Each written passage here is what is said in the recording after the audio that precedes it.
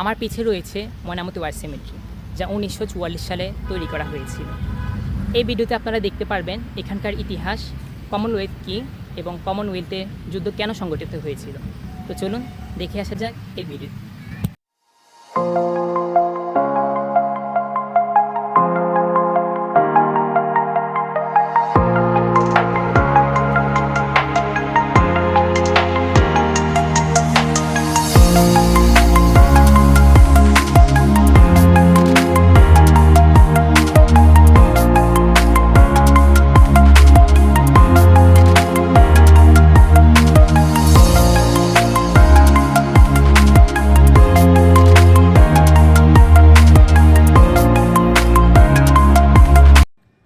এই জায়গাটির ইতিহাস সম্পর্কে জানতে হলে আপনাকে চলে যেতে হবে দ্বিতীয় বিশ্বযুদ্ধের সময়, যখন অক্ষশক্তির সদস্য জাপান বার্মা বিজয় করে বসে।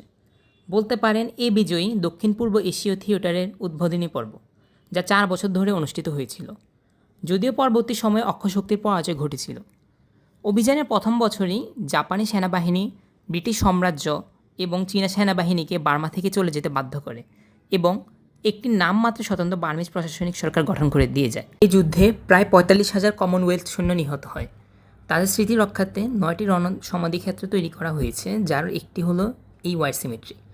এখানে 737টি কবর রয়েছে, যার মধ্যে সবচেয়ে বেশি সংখ্যক নাগরিক হলো যুক্তরাজ্যের।